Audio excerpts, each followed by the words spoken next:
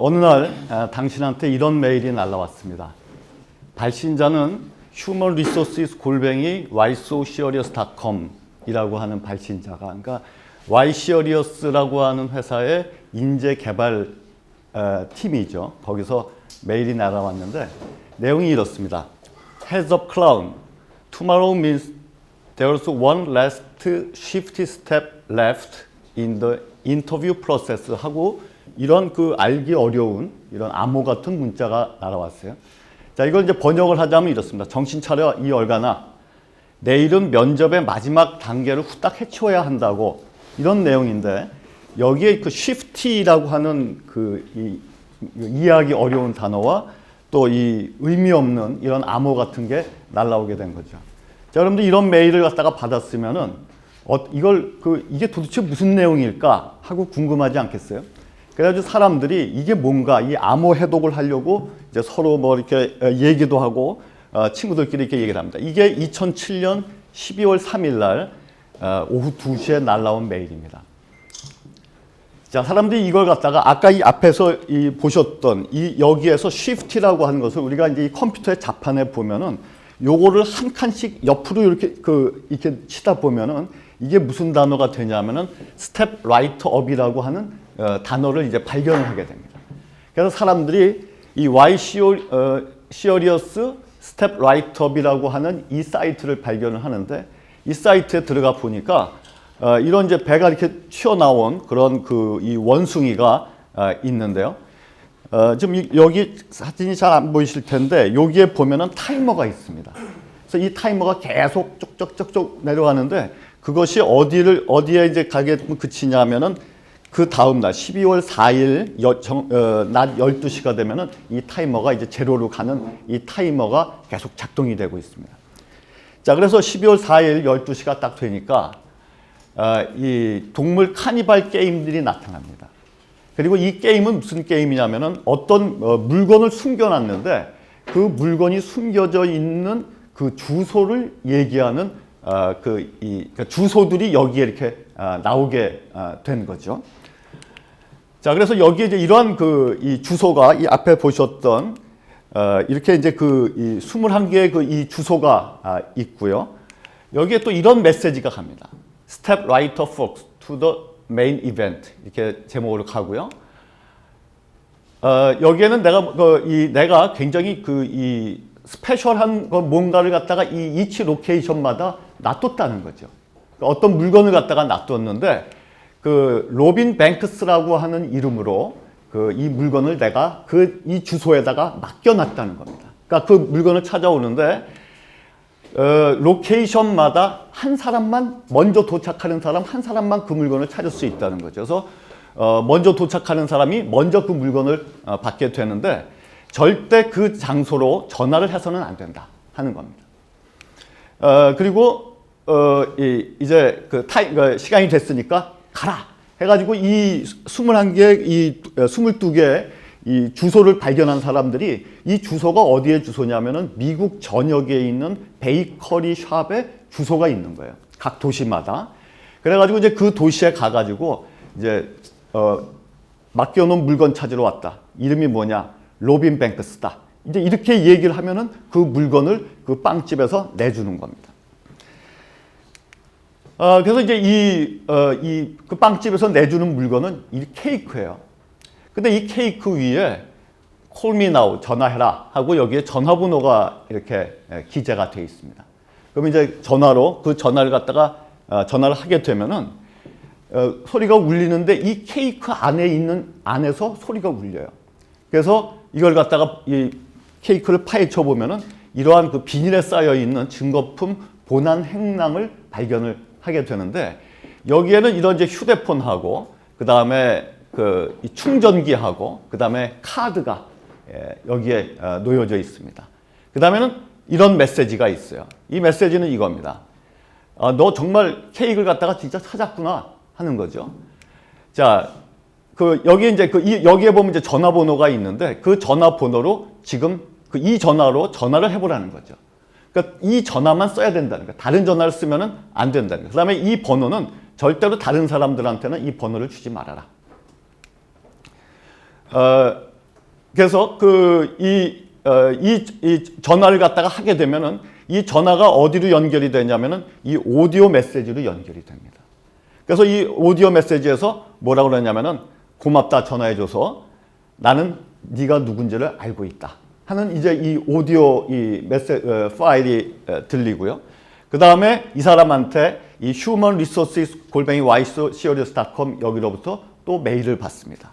자, 메일은 뭐냐면 잘했어 얼가나 이 전화를 갖다가 항상 이 방전이 되지 않도록 언제나 이걸 갖고 있어야 되고 그 다음에 나한테는 절대 전화하지 마라. 내가 너한테 단계적으로 나중에 전화를 하겠다. 이제 이런 이 이메일을 받습니다. 자, 이제는 이 사람들을 갖다가 이런 참가자들, 그 다음에 유명 인사들, 그 다음에 블로거들을 갖다가 아이맥스 시사회에 초대해가지고 같이 파티를 합니다. 자, 이게 2007년에 있었던 이런 하나의 소셜 게임이었는데요. 자, 이게 어떤 거라고 추측이 되세요? 뭐를 했던 것 같습니까? 저기 다크나이트 아닌가요? 예, 맞습니다. 예, 이게 다크나이트 영화인데요. 2008년도에 이제 개봉이 됐었던 다크나이트 영화인데 이 다크나이트를 갖다가 개봉하기 전에 홍보했었던 그러한 이 하나의 이 마케팅 캠페인이었는데요. 이 다크나이트는 이제 지금 이제 올해 다크나이트 라이지스 이제 3편이 나온다 그러는데 맨 처음에 배트맨 영화 중에서 맨 처음이 배트맨 비긴스인가요? 그게 이제 1탄이었고 그 다음에 다크나이트이 2탄이었고 그 다음에 이제 올해 나온다고 하는 다크나이트 라이지스가 3탄입니다. 그런데 이게 이제 2탄 2008년도에 개봉이 됐었던 다크나이트를 마케팅하기 위한 그런 소셜 게임을 벌였었던 거죠. 자, 이 영화의 내용 혹시 영화 보신 분 있으세요? 다크나이트? 한번 손 들어보시겠어요? 예, 많이들 보셨군요. 이 다크나이트이 이제 미국에서 굉장히 흥행에 성공을 했던 영화인데 이 다크나이트의 내용은 이 고담시라고 하는 이런 가상의 도시를 하나 만들어 놓고요. 그리고 이제 이 조카가 이제 악당이 되는 거죠. 그 다음에 이 브루스 웨인이라고 하는 이 극중 인물은 여기에서 이제 영화에서 대기업의 회장이면서 밤에는 배트맨으로 변신해서 이 고담시를 지키는 그러한 이제 일을 하고요. 그 다음에 이 고담시의 지방 검사인 하비 덴트, 그 다음에 여기 경찰청의 형사인 짐 고든이 이제 이 세 명이 주요 인물이라서 이 사람들이 조커와 여러 가지 두뇌 게임을 벌이고 이렇게 이 고담시를 갖다가 지키는 이제 이러한 내용이 이 다크나이트에 있었던 그런 내용인데요. 자, 제가 앞에서 말씀드렸던 그 내용은 이제 12월 달에 2007년 12월 달에 이제 진행이 됐던 건데 그럼 그런 이 맨 처음에 그런 이상한 메일을 받은 사람들이 어떻게 그 메일을 받게 됐는가 하는 것을 시간을 조금 더 거슬러 올라가면은 2007년 5월 달에 이 I believe in harvydent.com이라고 하는 사이트를 이제 만듭니다.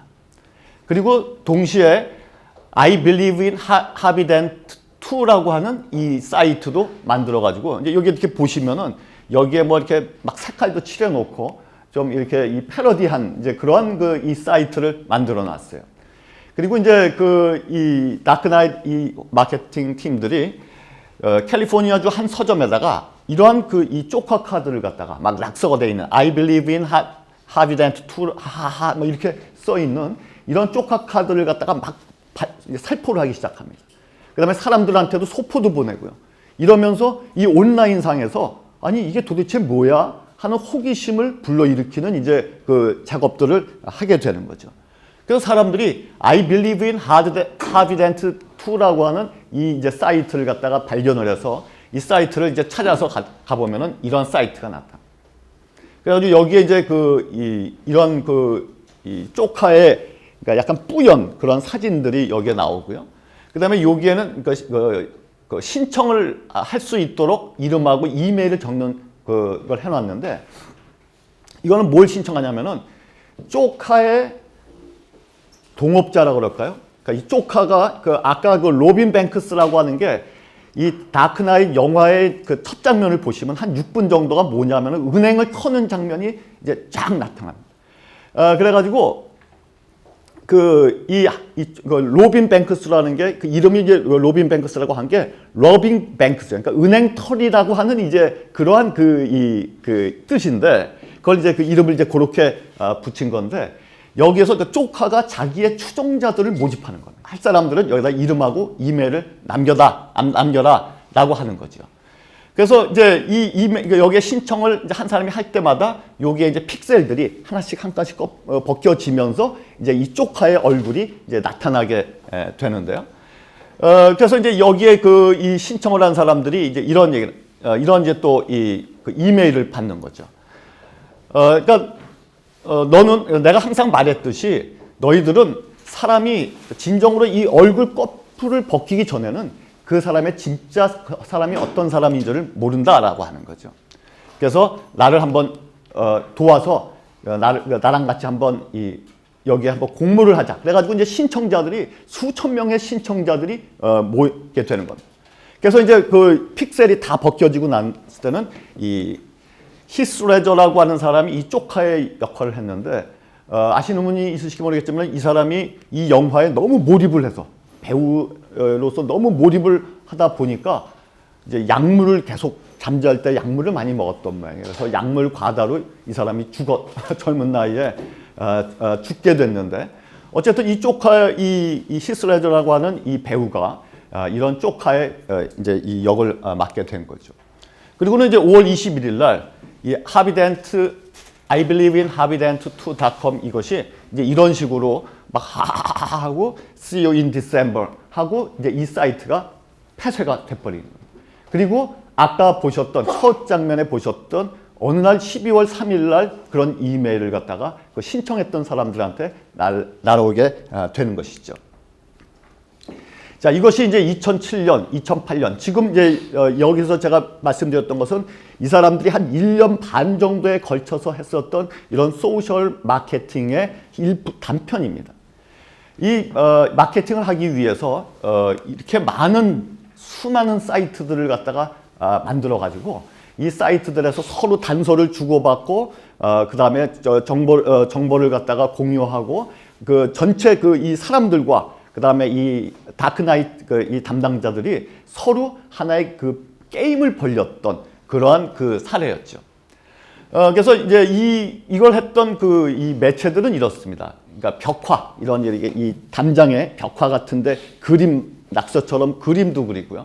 여러 가지 포스터, 그 다음에 모바일로 서로 주고받고, 그 다음에 이메일, 그 다음에 이런 식으로 모여서 플래시몹 이런 것도 하고요. 그 다음에 광고도 물론 들어가고요. 그 다음에 게임, 아까 그런 그 동물 카니발 게임 같은 그런 게임 같은 것도 벌이고, 그 다음에 전화, 패러디, 블로그, 그 다음에 기프트, 이런 것들을 주면서, 그러니까 이런 것들이 이제 이 고담시에서 더 고담 타임즈 이런 것들도 발행을 하고요. 또 이런 것들을 갖다가 막 패러디하고 하는 이런 장면들이 이제 여기에서 많이 그 연출이 됐었던 것이죠. 이것이 이제 그 2008년도에 했었던 그런 다크나잇의 아주 그 유명한 그러한 이 하나의 마케팅 게임이었습니다. 자, 이 콘텐츠의 미래라는 책에서 이 캠페인에 대해서 이렇게 평가를 합니다. YSerious.com은 곧 개봉될 새 배트맨 영화 다크나잇과 관련해서 기묘한 일들이 벌어지는 사이트로 알려졌다. 최종적으로 전 세계에서 1000만 명이 넘는 사람들이 수수께끼와 퍼즐, 보물찾기 등이 연이어 쏟아지는 배트맨이라는 69년이나 된 스토리의 새로운 장에 빨려들었다. 새로운 형태의 쌍방향 픽션으로서 허구와 현실뿐 아니라 엔터테인먼트와 광고의 경계도 모호하게 만들었다. 대체 현실 게임, 이걸 이제 제가 지금부터 말씀드릴 이제 주제인데, 이 대체 현실 게임으로 알려진 이러한 경험은 게임과 스토리가 한데 어우러진 혼합물이다 라고 합니다. 그래서 한 사람이 해결하기에는 워낙 복잡한 작업이다. 왜냐하면 그 조각들을 갖다가 한 군데만 나오는 게 아니라 앞에 보셨던 여러 사이트에다가 분산해서 다 숨겨놓고 사람들이 이걸 갖다가 혼자의 머리로는 그걸 다 풀 수가 없기 때문에 토론방이 생기고 서로 이메일이나 전화를 주고받으면서 야 도대체 저게 뭐야? 이제 이렇게 하면서 이 응집을 했던 거죠. 하지만 웹의 응집력 덕분에 집단 이성이 출현하고 그 조각들을 조립해서 미스테리를 해결하며 온라인을 통해 스토리를 퍼뜨리고 재생산하는 과정이 되풀이된다. 궁극적으로 관객은 스토리의 주인이 된다.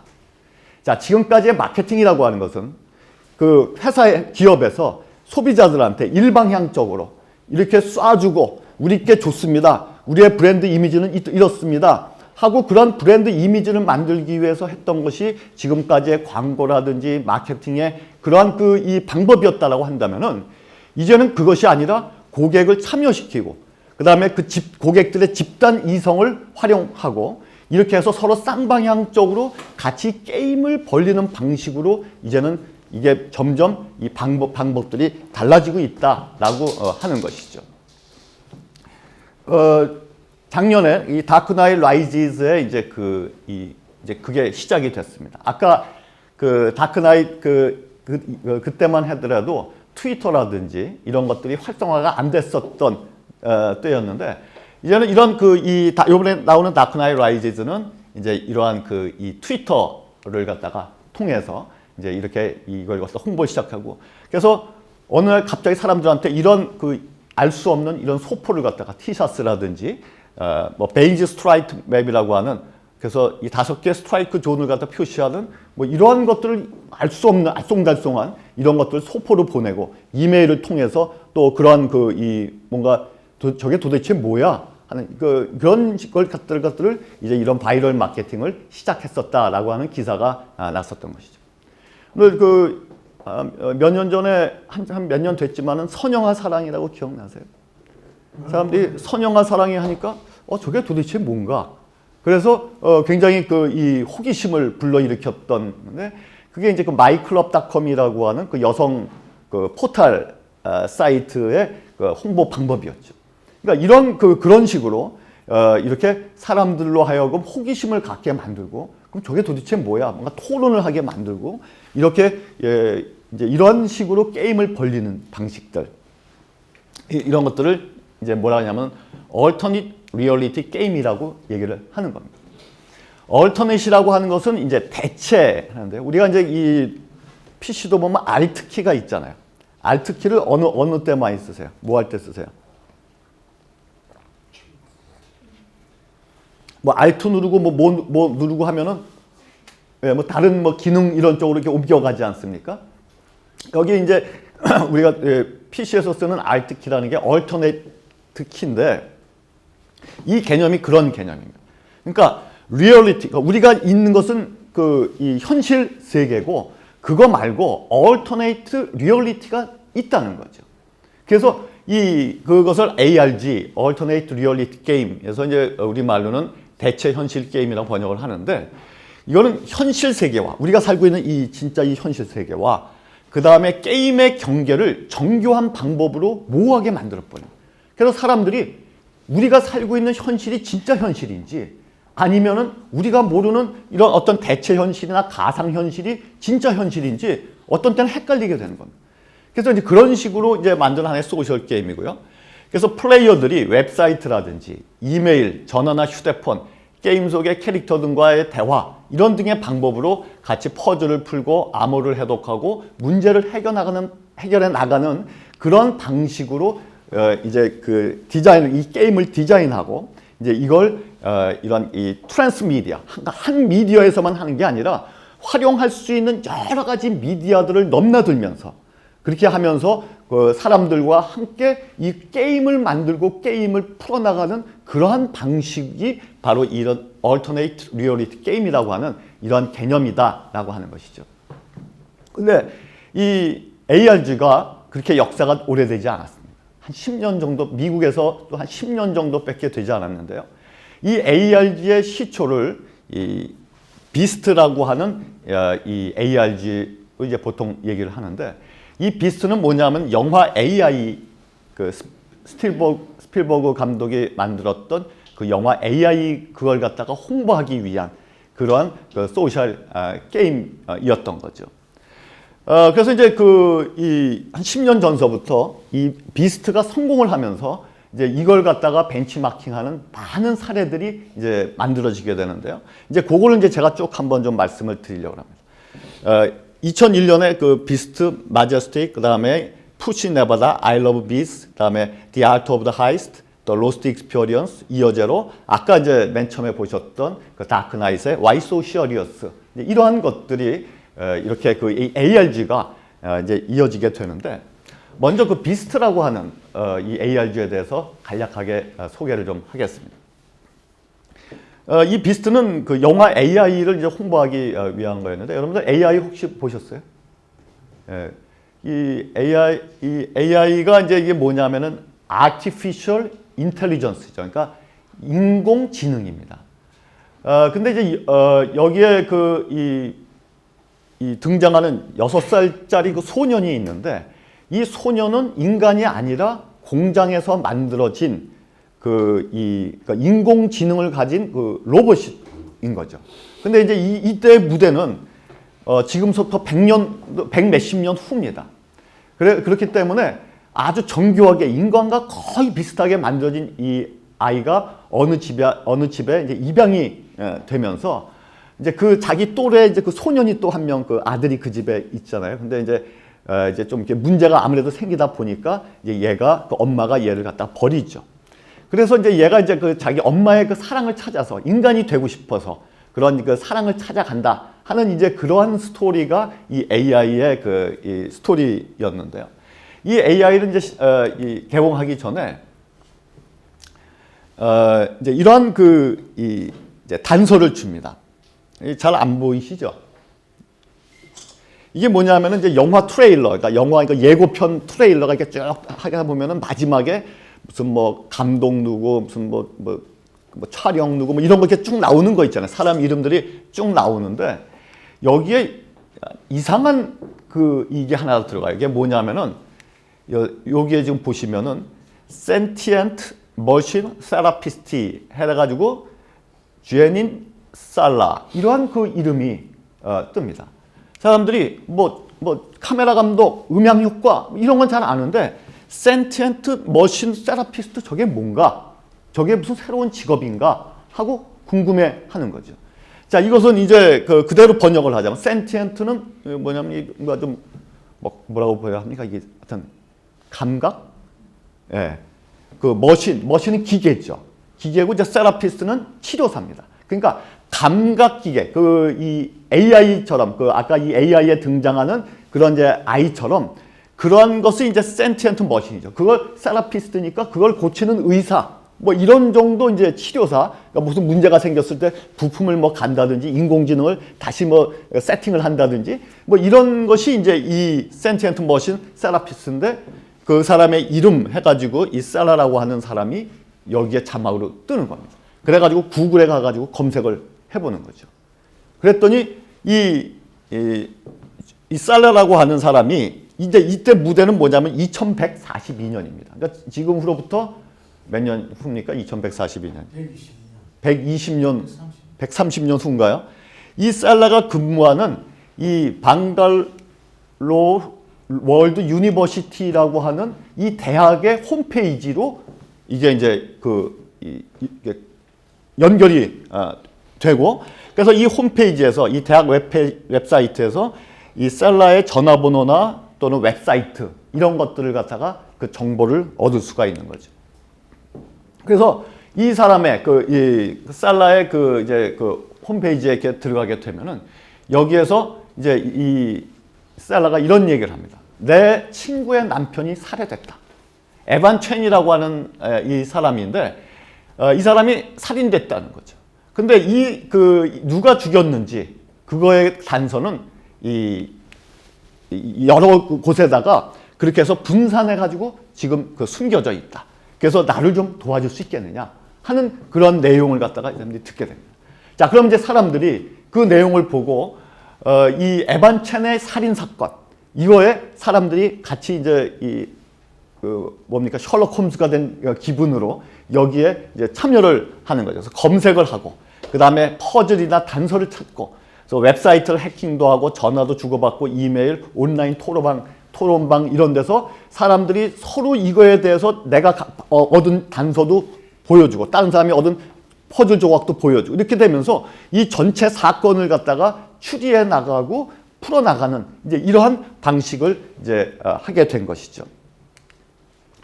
자, 또 이런 그 포스터에도 이런 걸 해놨습니다.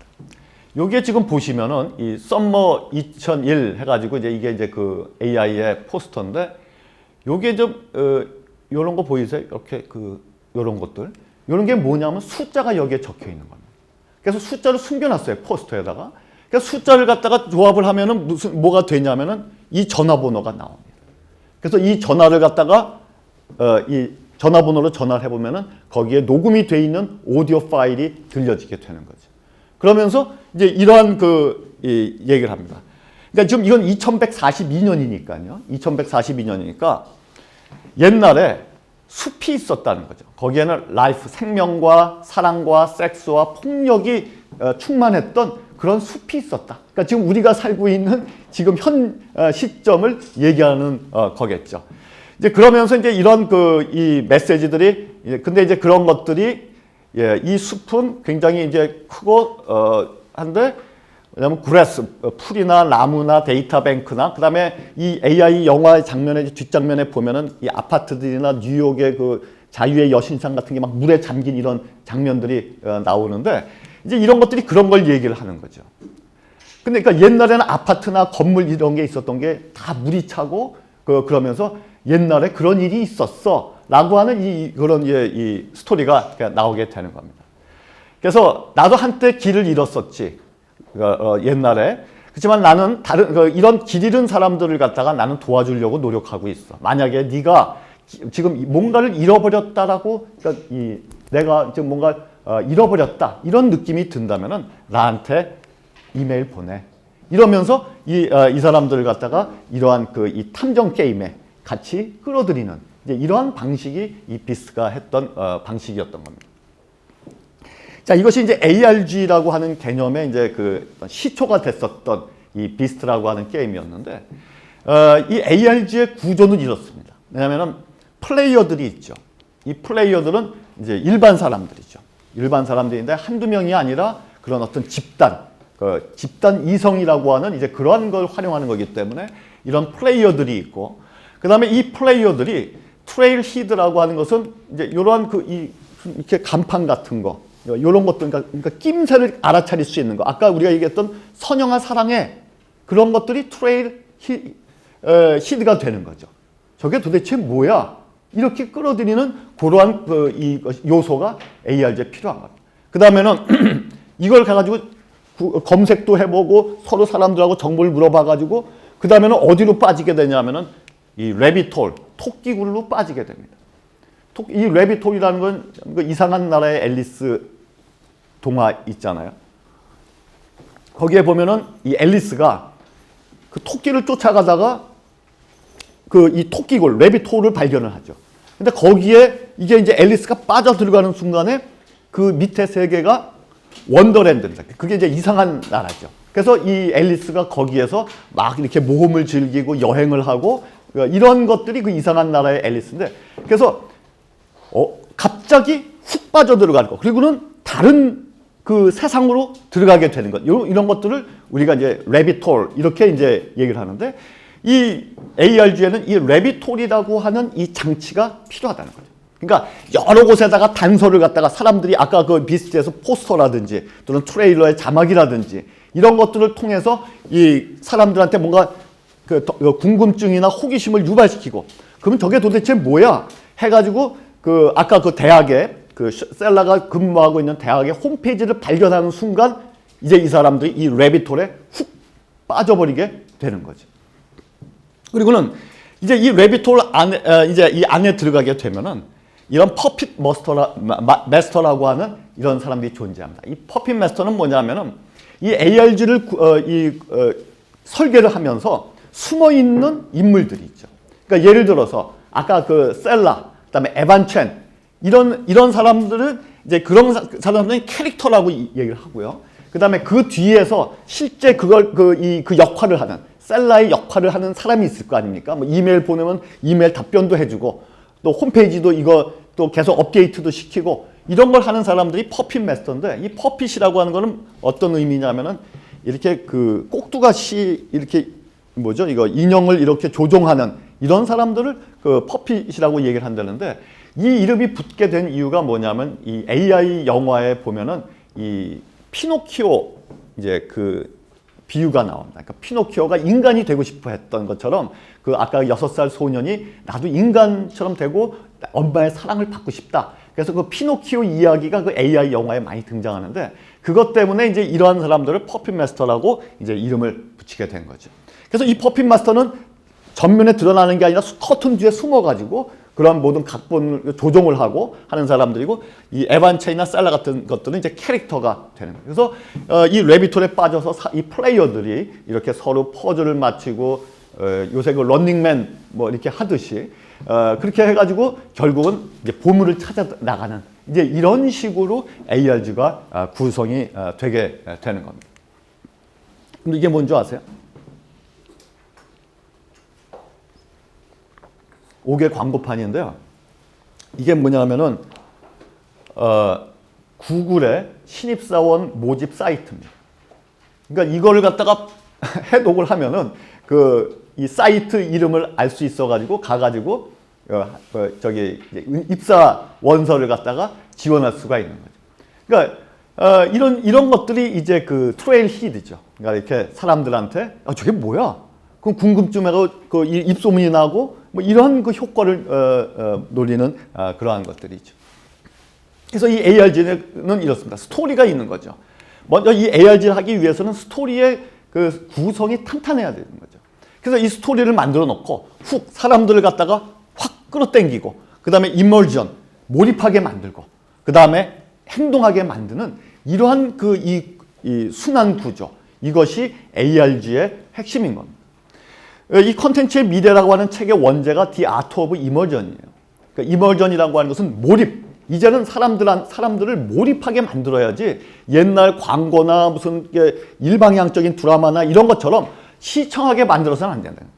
이제는 시청률 이게 중요한 게 아니라 몰입도 얼마나 사람들이 거기에 몰입하고 거기에 열광하고 하게 할 수 있느냐. 이제는 그것이 더 중요한 그 팩터가 되어가고 있다는 거죠. 두 번째 사례는 마제스틱이라고 하는 건데요. 이 마제스틱이라고 하는 것은 그 2001년도에 일렉트로닉 아츠라고 하는 회사에서 개발을 했던 겁니다. 이건 이제 SF 스릴러 게임인데 여러 가지가 아까 비스트와 마찬가지로 여러 가지 그 커뮤니케이션 수단들을 믹스해 가지고 하는데 어떤 걸 하느냐? 마제스틱 내비게이션 시스템을 갖다가 활용을 하고요. 그 다음에 웹페이지들, 그 다음에 AOL의 인스턴트 메신저, 폰, 팩스, 이메일, PDA 이런 것들을 갖다 계속 넘나들면서 그 비스트처럼 이제 그런 거를 하는 그런 이 ARG, Artificial Intelligence 게임인데요. 이거는 유료 게임이었습니다. 그러니까 한 달에 우리나라 돈으로 한 10,000원? 이런 정도를 내고 하는 게임이었는데 결국 이게 성공을 보지는 못했어요. 이제 실패의 요인이 좀 2001년만 하더라도 시기상조일 수 있다. 그러니까 사람들이 아직 ARG에 대해서 인식 같은 것이 이렇게 많지가 않았고, 그 다음에 인터넷 환경도 지금은 이제 초고속 인터넷망이 막 깔려 있지만은 10년 전만 하더라도 이 초고속 인터넷망이 그렇게 많이 깔려 있지가 않았었거든요. 그 다음에 이제 블로그스피어라든지 또는 SNS 이런 어떤 커뮤니케이션 인프라스트럭처가 별로 형성이 돼 있지 않다 보니까 이 게임 자체는 굉장히 정교하게 디자인이 됐고 그 일렉트로닉 아츠라는 회사가 굉장히 그런 쪽에 전문성을 갖고 있는 회사였음에도 불구하고 그런 것들이 여건이 좀 형성이 돼 있지 않았던 그러한 그 약점이 있었고요. 그 다음에 이제 스토리의 구조가 선형적으로 갔다는 거죠. 그러니까 이 ARG는 선형적인 구조가 되고 구조가 돼서는 안 되고 비선형적인 구조가 돼야 되는데 이게 너무 그다음에 요 단계, 그다음에 요 단계 이런 식으로 너무 선형적인 구조가 됐던 것이 이 마제스틱이 실패하게 된 원인이 되었다. 이렇게 이제 얘기를 해서 어쨌든 이 사람들이 맨 처음에 이제 계획을 잡고 했던 건데 뭐 만 몇천 명인가 밖에는 이제 유료 회원을 모집하지 못하고 결국은 이 게임은 그냥 스톱을 시켜버리게 된 이제 그러한 건데 굉장히 지금도 다시 한번 이런 게임을 한다면은 이제는 뭐 될 수 있는 여러 가지 여건이 됐다. 이렇게 이제 평가를 받는 그 게임 자체는 굉장히 그 디자인이 잘 돼 있는 게임이라는 평가를 받았던 겁니다. 자, 이 푸시 네바다는 이 ABC, 미국의 ABC 방송국에서 했었던 그 드라마입니다. 2002년도에 했던 드라마인데요. 이제 여기 네바다에다가 푸시라고 하는 허구의 도시를 만들어 놨어요. 단서를 수집하고 잃어버린 돈을 찾아낼 수 있는 인터랙티브 미스터리 시리즈입니다. 그러니까 기존의 드라마와는 조금 다릅니다. 자, 어떻게 다르냐? 그 멀리 떨어진 푸시의 사막 마을의 카지노 금고에서 많은 양의 도난을 당했다라고 하는 것이 이제 이 드라마의 그 스토리죠. 그래서 IRS 에이전트의 이 짐 프로기라고 하는 사람이 강도를 당하게 할 수 있는 단서를 찾아서 이 푸시 네바다로 이제 조사를 하러 이제 떠나게 됩니다. 그래서 짐은 이 도시에 이상한 것이 있음을 알아차리기 시작하고 그 지역의 그 바에 근무하는 메리는 도시에 더 깊이 빠져들기 전에 여기서 떠나라. 그렇지 않으면 당신 위험해질 수 있다. 이렇게 경고를 하지만은 이제 이 사람이 계속해서 이 도시를 수사하고 뭔가 그러한 이 돈이 도난당한 그것을 갖다가 찾아내는 이제 그러한 그 내용이 이 드라마의 스토리로 이제 하게 되는 거죠. 그래서 시청자들이 프로그램의 내용을 따라서 이 푸시의 미스터리를 풀면은 도난당한 돈이 한 100만 불 정도 되는데 이걸 갖다가 상금으로 제공을 하는 겁니다.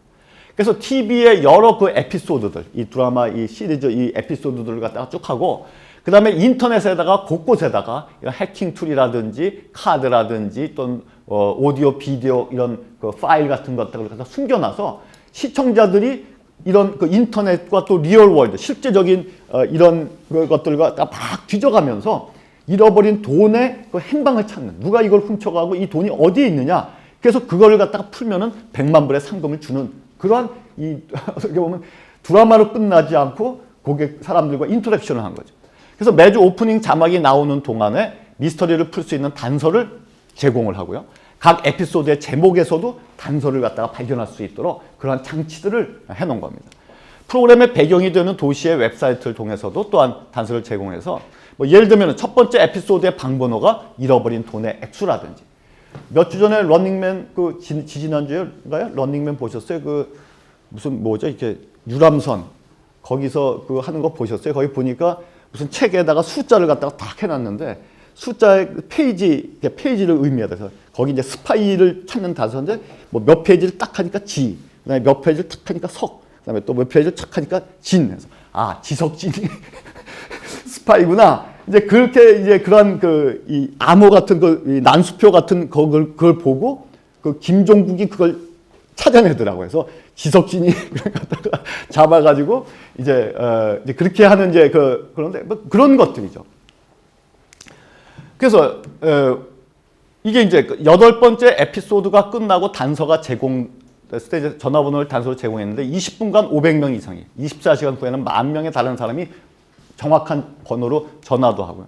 에피소드가 끝나고 먼데이 나이트 풋볼이 진행되는 2분 만에 이 단서를 이해한 시청자가 있었는데 이 사람이 이 100만 불의 상금을 얻어가게 됩니다. 그래서 원래는 13개 에피소드를 계획했었는데 상금이 이제 지급이 됐으니까 그 8개 하고는 이제 이걸 갖다가 나머지 단서는 그냥 다 오픈을 하고 이제 끝내게 된 이제 이것이 이제 그 푸시 네바다인데 자 이거는 뭐냐면 이거 전통 매체 우리가 지금까지 전통 매체하면 어떤 게 있나요? TV, 뭐 신문 그런 것들이 이제 전통 매체죠. 그다음에 뉴 미디어 하면 어떤 게 떠오르세요? 인터넷, 뭐 네? 예, 페이스북 같은 SNS 이런 것들이 떠오르. 그다음에 우리가 살고 있는 이 현실 세계. 그런데 지금까지의 드라마라고 한다면은 영화나 드라마 하면은 딱 만들어가지고 그 다음에 이걸 어떻게 감동 있게 만들고 재밌게 만들고 해가지고 시청률 높일까 이런 그 패러다임의 사고방식에 우리가 아직도 젖어 있는데 여러분들 그 슈퍼스타 K라든지 나가수 같은 게 성공했었던 요인이 뭐라고 생각하십니까?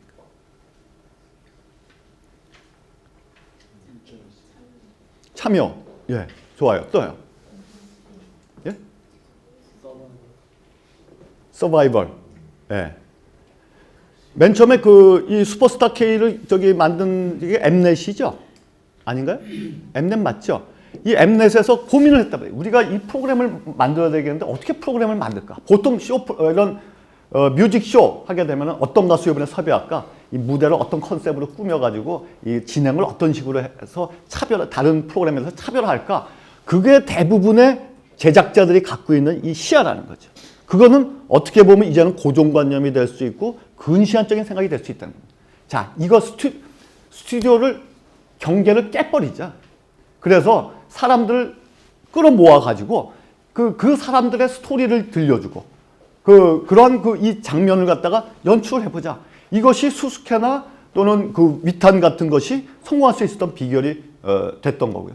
나가수 역시도 마찬가지입니다. 나가수 역시도 기존의 그 좋은 가수들 불러다가 무대 쫙 연출해가지고 이런 개념이 아니라 이제는 그 무대의 중심이 나가수는 그 가수들이 아니고요. 청중평가단이죠.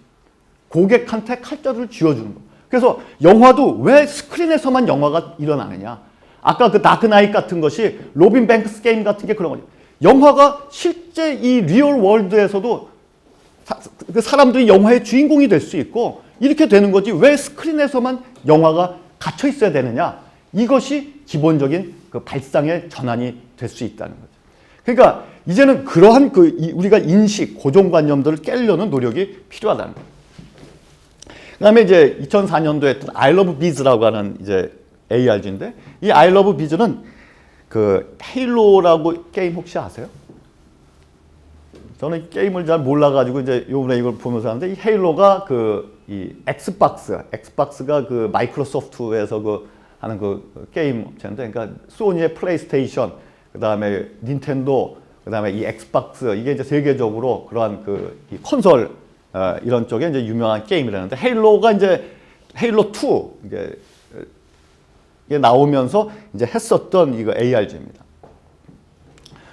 이 엑스박스 역시도 이제 이 트레일러에 ilovebiz.com이라고 하는 이 사이트를 갖다가 이 사이트 이름을 노출을 시킵니다. 그리고는 사람들한테 이 양봉 이 꿀이 들어있는 그러한 것들을 갖다가 소포로 보내요. 사람들한테. 그러면 사람들이 야, 저게 도대체 뭐야? ilovebiz가 뭐야?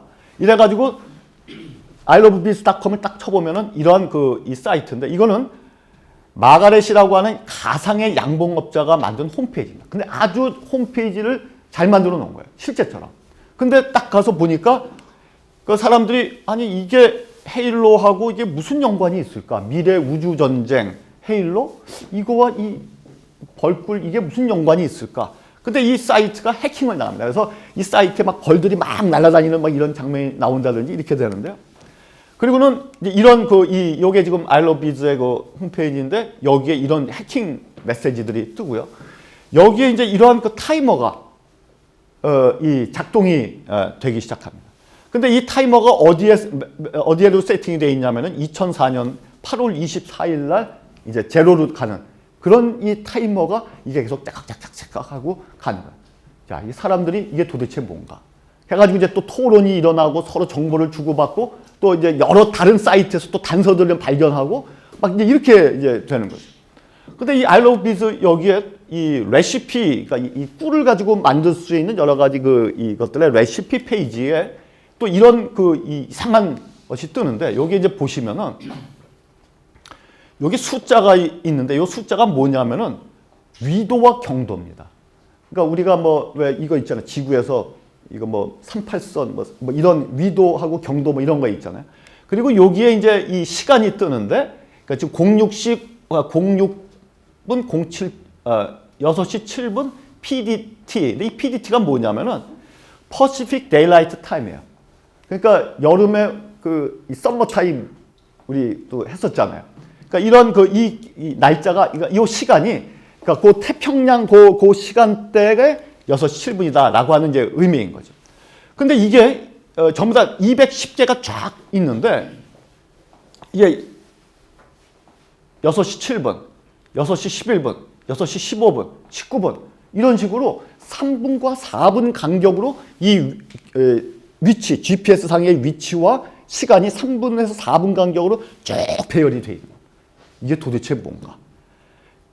그래가지고 이제 사람들이 이걸 갖다가 저게 뭘 의미할까? 그래가지고 이 경도, 위도 이걸 갖다가 이제 구글 맵이나 뭐 이런 걸 통해서 이 GPS 위치를 찾아보는 거죠. 근데 거기에 뭐가 있냐면 공중전화가 있는 거예요. 그래서 3분에서 4분 간격으로 이 공중전화를 통해서 사람들이, 이건 이제 유료 페이폰인데요. 자기 돈을 갖다 들여가면서 이 전화를 겁니다. 그러면은 거기에 이 헤일로2 우주에 세팅되어 있는 라디오 드라마의 일부, 그 다음에 이 게임의 단서들을 갖다가 거기에 숨겨놓은 거죠.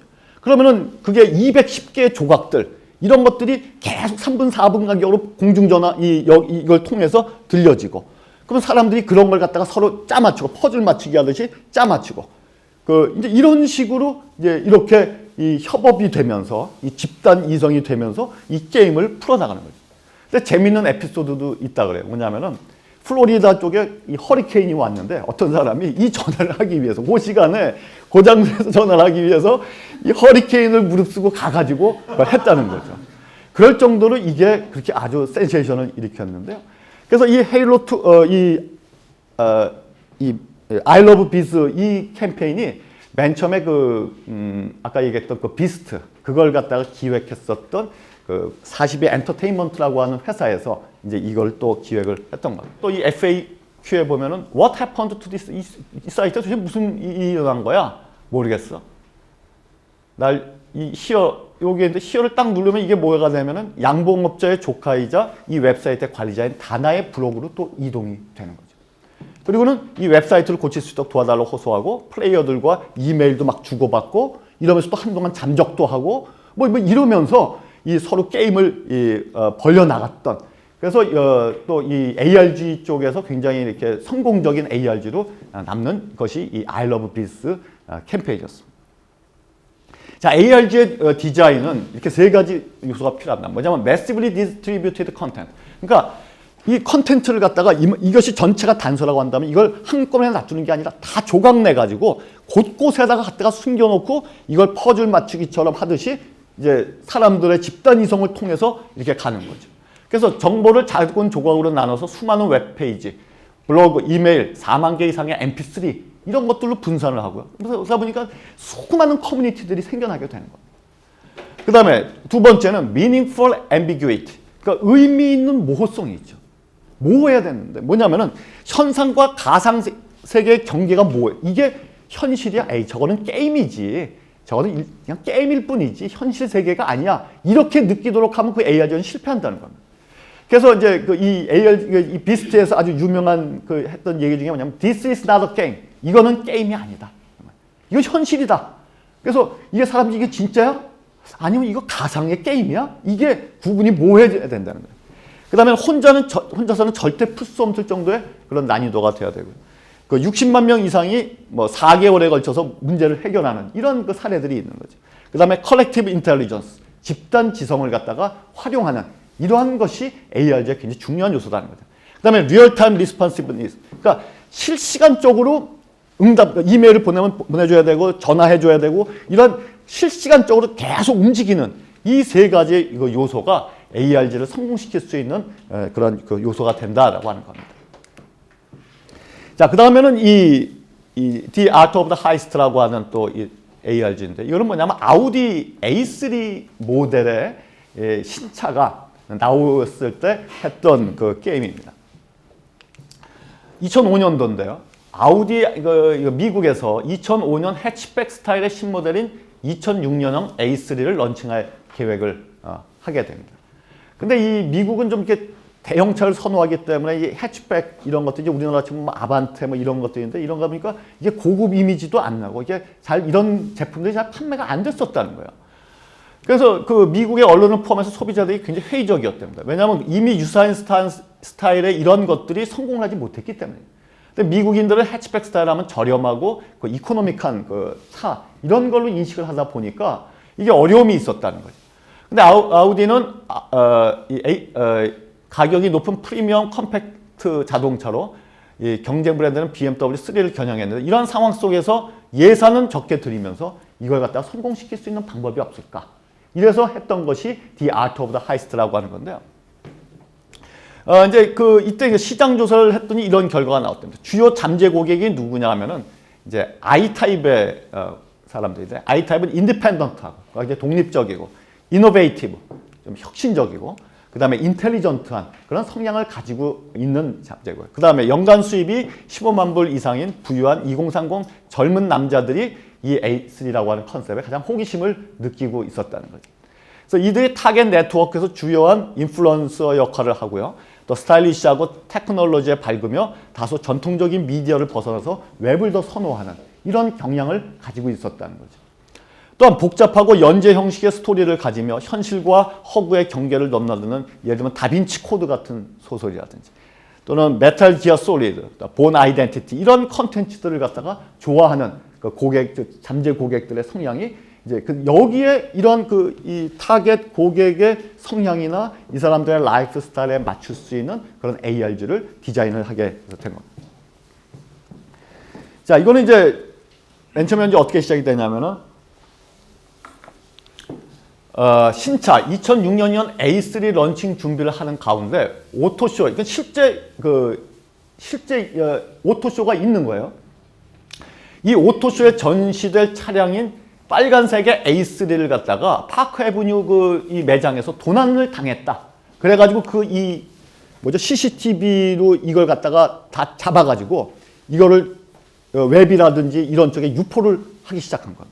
그리고는 그러니까 이 뉴욕에서 했던 그 모토쇼를 갔는데 딴 차들은 딴 회사들 차들은 다 진열이 돼 있는데 이 A3 거기에는 딱 다 비어 있는 무대가 비어 있어요. 자동차가 도난을 당해버린. 그다음에는 이런 만약에 이 도난에 대해서 알면은 이쪽으로 좀 전화를 해달라. 이런 메시지만 있는 겁니다.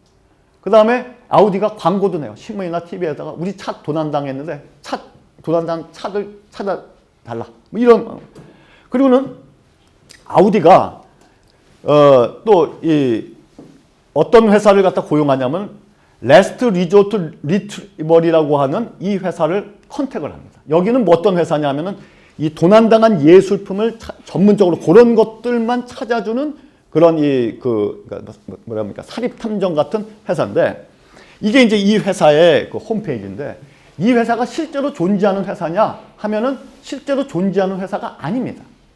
그런데 이 홈페이지가 너무 정교하게 만들어지고 뭐 실제처럼 신문의 기사에 아우디가 이 회사에다가 뭘 이렇게 이걸 의뢰했다 뭐 이런 것들이 나오니까 재밌는 에피소드는 뉴욕시에 있는 무슨 기관에서 여기에다가 실제 사건을 갖다가 의뢰를 했다는 거예요. 소니사에서도 여기를 컨택을 했다는 겁니다.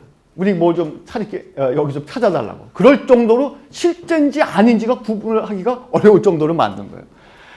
그래가지고 이제 이 회사에 니샤와 이안을 고용을 하고요. 그래서 이 모든 사용 가능한 미디어를 통해서 가상의 주인공들이 실제와 허구를 넘나들면서 범인을 쫓는 이런 실제 상황을 갖다가 연출하고 진행을 했었던 거죠. 그래서 소비자들도 그냥 구경만 하는 게 아니라 직접 역할을 맡고 그 다음에 여러 가지 마이크로 사이트를 통해서 단서를 찾고 게임을 즐기는 이런 형식을 띈 거죠. 그래서 이 단서는 등장인물들 간의 이메일, 전화기록, 채팅 내용, 용의자 리스트, 지도, 감시 카메라 등 실제 상황이 이순식간 단서로 제시되었고 워낙 실시간으로 모든 매체, 예상치 못했던 장소 등을 통해서 진행 상황이 공개했기 때문에 사람들이 이게 현실인지 픽션인지 이걸 구분하기조차 어려울 정도로 여기에 몰입하게 만드는 그런 이 ARG를 했던 겁니다.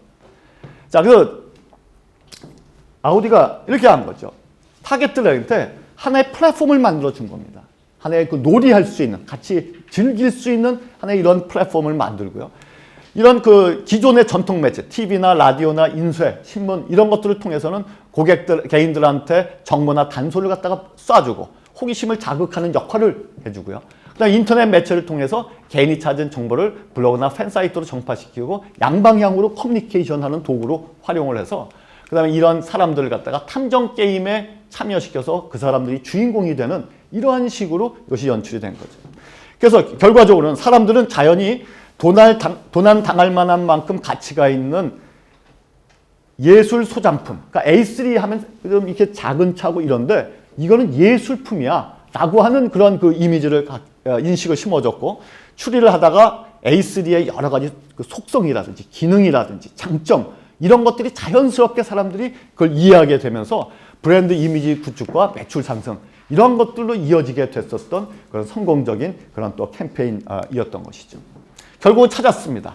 이 A3 이걸 갖다가 찾아가지고 이제 결과는 일평균 20만 명 이상의 사람들이 도난당한 A3의 단서를 찾는 리서치에 응해줬고, 캠페인이 시작된 지 얼마 지나지 않아서 7개 팬사이트가 생겨났고, 그 다음에 이 아우디의 홈페이지의 트래픽 증가, 그 다음에 이 마이크로 사이트들의 이 트래픽 이런 것들이 엄청나게 증가됐고요. 그 다음에 사이트에 머무는 시간 자체도 짧게 그냥 보고 나가는 게 아니라 여기에서 머무는 시간 자체도 길어지고 또 매출로까지 이어지고, 그 다음에 이 광고 예산은 기존에 했던 거에 3분의 1 정도 수준 가지고 이렇게 성공적인 런칭을 할 수 있었던 그런 사례가 되었던 거죠. 자, ARG는 스토리텔링이 있어야 돼요. 그러니까 이제는 앞으로는 기업들도 브랜드 이미지가 중요한 게 아니라 브랜드 스토리를 만들어 가야 됩니다. 이제는 그 스토리가 없이는 안 되고요. 이 스토리는 두 가지입니다. 뭐냐면 deconstructed narrative, 그러니까 분해돼서 다 조각조각 분해돼서 숨겨놓는 그런 것이 돼야 되고, 그 다음에 transmedia storytelling, 미디어를 넘나드는 한두 개의 미디어 이런 것이 아니라 여기로 갔다가 저기로 갔다가 막 넘나들어 가지고 선형적이 아니라 비선형적으로 이렇게 가는 그런 트랜스미디어 스토리텔링이 돼야 된다는 거예요. 두 번째, 집단지성, 위키입니다.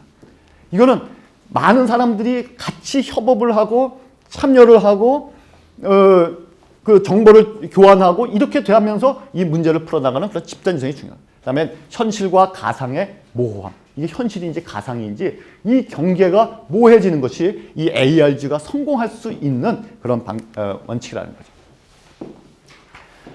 여러분들 로스트라고 하는 드라마 아세요? 많이들 보셨죠?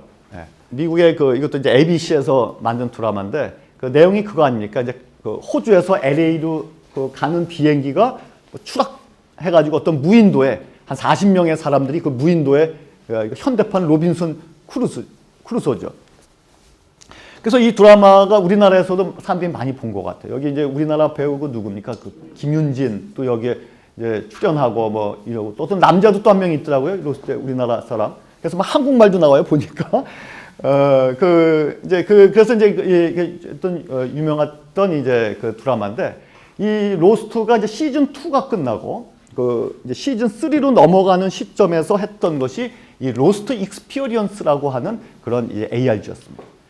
자, 이거는 뭐냐면은 2006년도에 이 로스트 드라마를 보시면은 거기에 뭐가 나가냐면 한소 파운데이션이라는 게 나옵니다. 한소 재단이라는 게 나와요. 시즌 2 이런 데 보시면은. 근데 이제 이 시즌 2 후반쯤에 한소 파운데이션이 TV 광고를 합니다. 이게 실제 이 재단이 아니에요. 근데 TV 광고를 하면서 우리가 사회에 이런 공헌을 하고 있고 인류를 위해서 공헌하고 있는 재단이다. 우리에 대해서 궁금하시면은 더 알고 싶으시면은 이거 877에 이걸로 전화를 하셔라. 이런 이제 TV 광고를 합니다. 그다음에는 이런 한소 파운데이션의 그 웹사이트도 만들고요. 한소 프레스라고 하는 것도 발간을 합니다. 자, 그런데 이 전화를 해보면은 이제 요게 이제 이거 저거죠. 트레일 히드죠.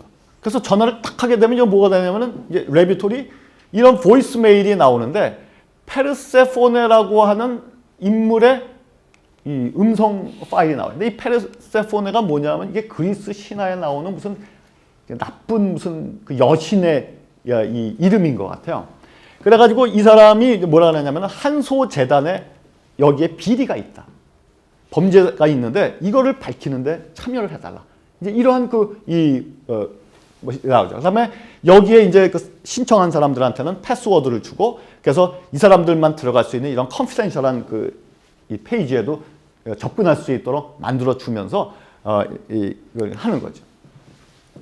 그리고 이제 이러한 그 단서들이 이 로스트 익스피리언스는 그 이러한 그 이 스폰서들이 스프라이트라든지 GB라든지 몬스터닷컴이라든지 버라이전 같은 데들이 이제 스폰서로 광고주들이 이렇게 실제 이제 그 PPL 하듯이 이게 했는데 그 스폰서 사이트도 연결돼서 여기서 또 새로운 패스워드를 제공하면은 함소의 웹사이트 곳곳을 해킹할 수 있도록 그래서 숨어 있는 단서를 찾을 수 있도록 이렇게 이제 사람들한테 제공을 해주는 겁니다. 그 다음에는 또 이 팟캐스팅을 통해서 팟캐스팅이 뭔지 아시죠? 그 인터넷 라디오 방송이죠. 그러니까 낙곰수가 그게 팟캐스트로 하는 거잖아요. 이 DJ 단이라고 하는 인물을 이제 여기에 또 투입을 합니다. 그래서 DJ 단이 이 팟캐스트를 갖다가 하면서 이 팟캐스트를 통해서 한소의 범죄 혐의를 갖다가 이제 막 그 방송 이 온라인 방송을 통해서 막 유포를 하고 뭐 이런 그 역할을 하는 거예요. 그다음에 또 하나의 또 장치는 뭐냐면은 실제로 매드 트윈이라고 하는 탐정 소설을 출판을 합니다. 근데 여기에 지금 보시면 게리 트룹이라고 하는 사람은 실제 작가가 아니에요. 근데 이 소설을 만든 거예요. 매드 트윈을. 그 여기에는 한소 재단의 이 스토리가 이 안에 그거가 연관되는 그 스토리가 이 소설 안에 숨겨져 있어요. 그리고는 이 소설을 갖다가 실제로 판매를 합니다. 서점에서 실제로 판매를 하는 거예요. 그랬더니 한소 재단에서 휴지 맥킨타이어라고 하는 사람이 이 소설 배드 트윈을 고소를 합니다. 그래서 신문에도 간 거예요. Don't believe 배드 트윈. 거기에 있는 건 사실이 아니니까 그래서 뭐 사람들한테 메일도 보내고 신문 광고도 하고 이렇게 하면서 실제로 막 보소 막 붙는 거예요. 그런데 이 휴지 맥킨타이어가 방송에도 출연합니다. 이 사람은 가상의 사람입니다. 이 사람은 한소 재단의 그 뭡니까 이 디렉터거든요. 근데 이 사람이 배우죠, 배우예요. 근데 이 사람이 이런 TV 쇼에도 그 ABC의 지미 키멜 쇼에서 나와서 인터뷰도 하고요. 신문에서 기사화도 돼요. 그럼 사람들이 한소재단이 이게 진짜 있는 거야? 없는 거야? 이게 헷갈리게 되는 거죠. 그리고 이 배드 트윈의 가상의 작가인 그 게리 트룹의 인터뷰 클립을 갖다가 이런 아마존닷컴이라든지 바른앤노블스라든지 파웰닷컴이나 게리 트룹 이런 데를 통해 가지고 인터뷰 클립을 갖다가 막 유포를 시키는 거예요. 이 로스트를 보신 분들 보시면은 거기에 이제 뭐가 나오냐면은 이게 이거 혹시 기억나세요? 이거 보신 분들 있어요? 이게 뭐냐면은 108분마다 뭘 이렇게 컴퓨터에다가 뭘 입력해가지고 실행키를 눌러야 됩니다. 그렇지 않으면은 안 되는 거예요. 그러니까 108분마다 이걸 이제 누르는 장면이 나오는데 이게 이 숫자의 조합입니다. 4, 8, 15, 16, 23, 42. 이 숫자가 6개의 숫자가 나오는 이 숫자를 다 더하면 108이에요. 근데 이 숫자가 의미하는 게 뭔지가 드라마에서 나오질 않습니다. 로스트에서. 그리고 이제 그 시즌2에 보면은 이 한소 재단이라고 하는 것은 뭐냐면은 그 알바 한소라고 하는 사람이 이 사람은 덴마크의 사업가인데 무기 거래하는 하는 사람이 만든 재단이에요. 근데 이 한소 재단에서 어떤 프로젝트를 하냐면 나르마 이니셔티브라고 하는 프로젝트에 돈을 후원을 해줘요. 근데 이 다르마 이니셔티브는 뭐 하는 거냐면 인류의 멸망을 막는 프로젝트라는 거예요. 그래서 한소는 인류의 멸망을 막기 위해서 하고 있다. 이런 건데 아니다. 여기에 범죄 사실이 있고 비리가 있고 우리가 모르는 음모들이 있다. 이런 것들이 팟캐스트나 배드 트윈 소설이나 또는 아까 그런 오디오 메시지나 이런 걸 통해서 막 이제 부셨는데 여기에 지금 이 말렌제티 이퀘이션 이 방정식은 뭐냐면은 인류 멸망의 시간을 갖다가 계산할 수 있는 방정식입니다. 그래서 이런 것들이 지금 뭔가 이 추리 소설 같은 것들이 막 연결이 돼 있어요. 자, 이제 두 번째 단계로 넘어가서 이 한소재단에서 두 번째 이 레이첼 브레이크라고 하는 사람이 등장을 합니다. 이 레이첼 브레이크는 어떤 블로그를 운영하는 사람이냐면은 여행기 이런 블로그를 유럽의 여행기 그냥 평범한 블로그예요. 근데 이 자기가 페르세포네로부터 받은 패스워드로 비밀 공간을 이제 그 사람들한테 발견하게 만들고 또 한소재단의 비밀을 밝힐 수 있는 비디오 블로그들을 웹 곳곳에 숨겨놓고 그것을 찾을 수 있는 단서를 제공을 해줍니다. 그 다음에 DJ 단이 레이첼 브레이크를 팟캐스트에 초청해서 인터뷰도 합니다. 그리고 얘기를 해요. 그래서 레이첼이 본인이 앞에서 얘기했던 페르소포네라고 내가 페르소포네다 라고 밝히고요. 증거를 내가 갖고 있기 때문에 내가 신변의 위협이 있기 때문에 내가 스리랑카를 좀 도망가야 되겠다. 뭐 이런 얘기를 합니다.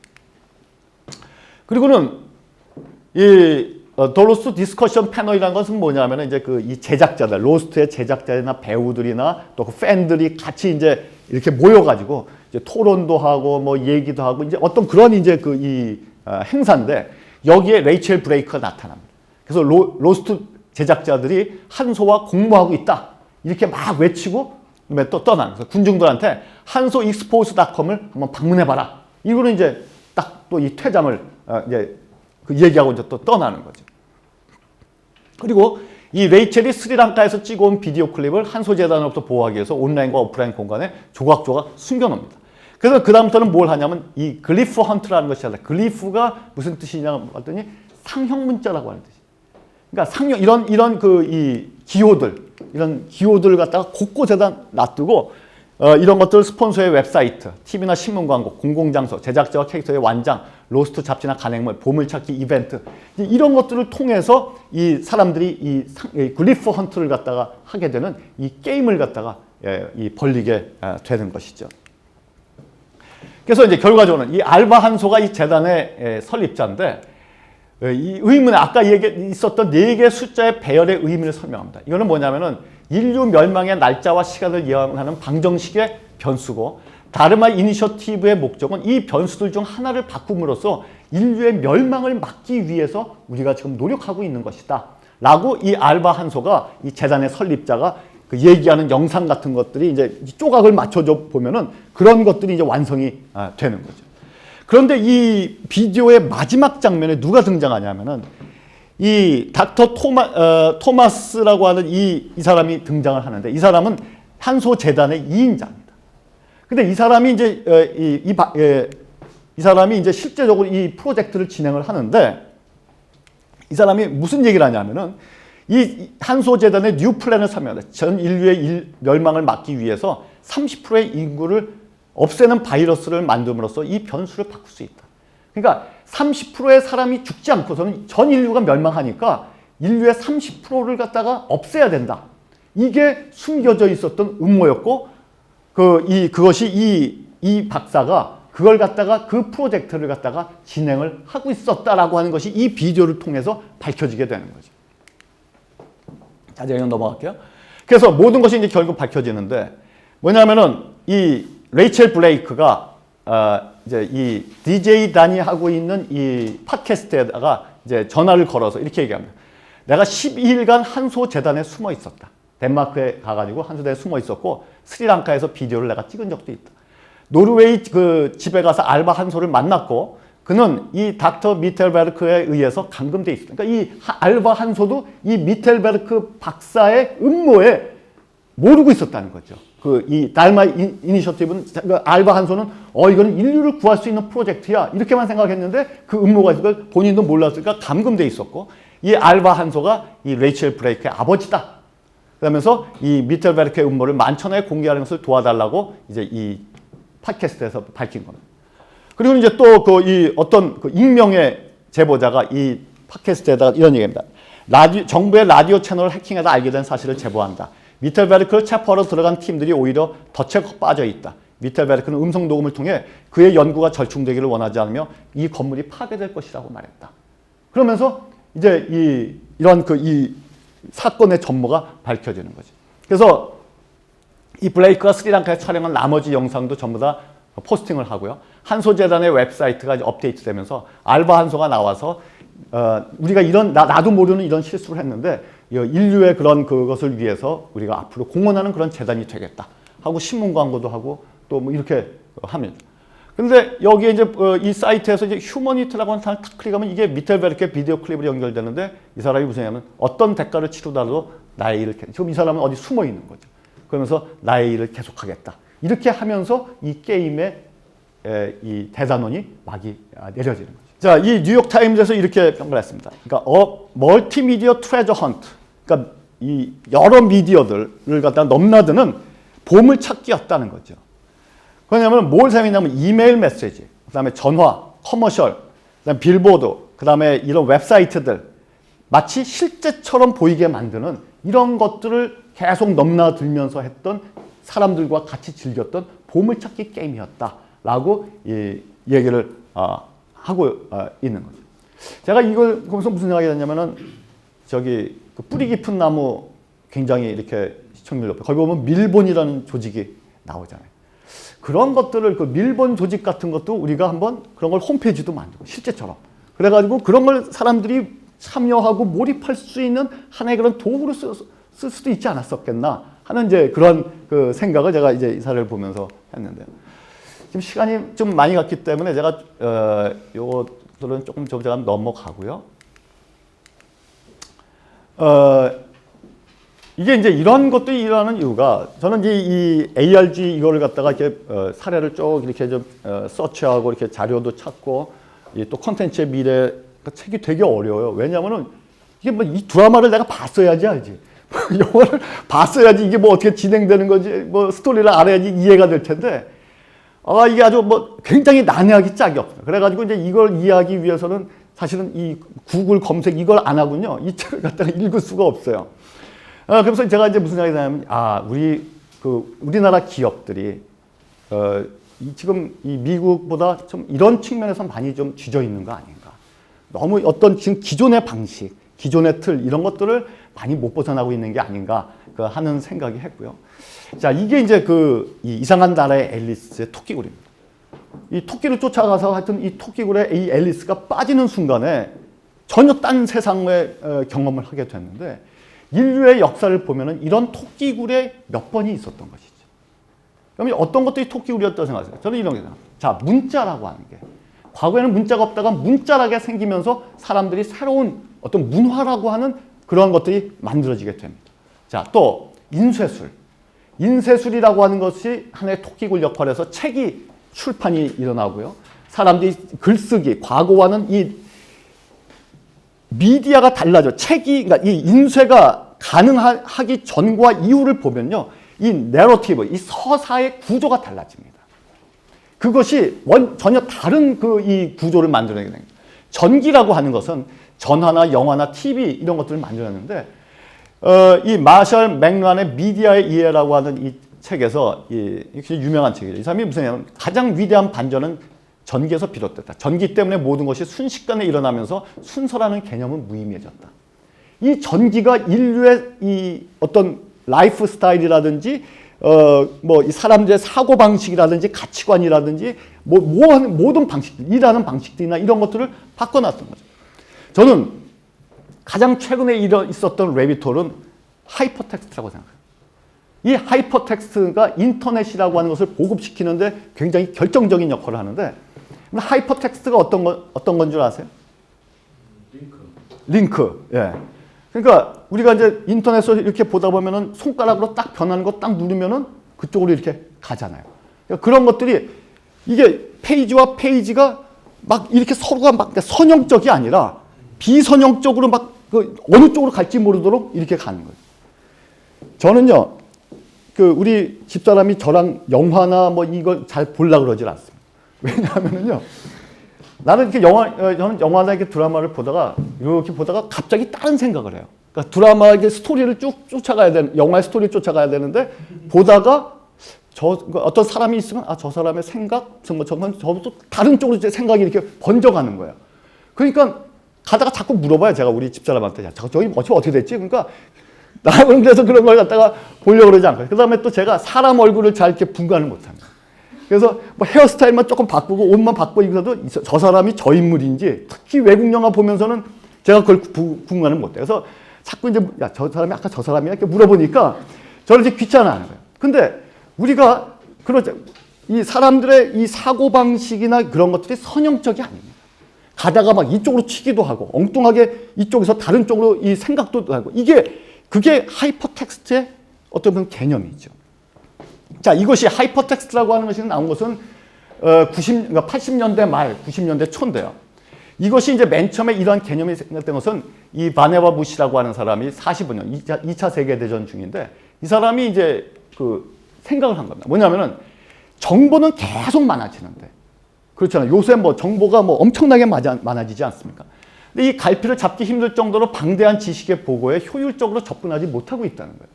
왜냐하면 인덱싱 시스템은 그런 과업을 달성하기에 역부족이라는 거예요. 그러니까 분류학, 과거의 분류학이라는 것은 딱 이게 그래서 생물, 다음 동물과 식물, 그다음에 뭐 동물 중에서 무슨 과, 또 그 안에 또 무슨 종, 이런 식으로 이 분류를 하는데 그렇게 하다 보니까 이게 지금 굉장히 이 정보는 많아지고 새로 발견되는 것도 많고 한데 이제는 그런 분류 체계를 갖고는 이런 정보를 갖다가 전부 다 저장을 해놓고 사람들한테 이 정보를 효율적으로 확산시키는데 적당치 않다는 거죠. 그래서 인류 경험의 총합은 놀라운 속도로 확대되고 있지만 지금 당장 중요한 항목을 찾아 그 미래를 항해하는 방법은 여전히 돛담배 시절이나 사용하던 원시적인 수준에서 벗어나고 있지 못하다는 거예요. 근데 인간의 정신은 제가 아까 영화 제가 얘기를 했지만은 그런 식으로 움직이지 않아요. 연상을 통해 움직이고 한 가지 사항을 파악했다면 거미줄처럼 복잡한 경로를 따라서 두뇌 세포들이 전달하는 연상을 통해 다음 상황으로 막 튀어나가는 거죠. 그래서 연관 정보 경로가 거미줄같이 뻗어나가는 전혀 새로운 형태의 백과사전이 등장할 것이다 라고 이 사람이 얘기했는데 이게 지금 현실이 됐죠. 이제는 거미줄처럼 그러니까 선형적으로 요 단계 다음 단계 이렇게 순차적이고 선형적인 구조가 아니라 비선형적으로 어디로 튈지 모르게 막 퍼져나가는 것이 바로 하이퍼텍스트의 그런 개념인 것이죠. 이것이 이제 20년 후에 65년도에 테드 넬슨이라는 사람이 이 하이퍼텍스트라고 하는 용어를 처음 쓰기 시작한답니다. 이 사람이 ADHD가 뭔지 아시죠?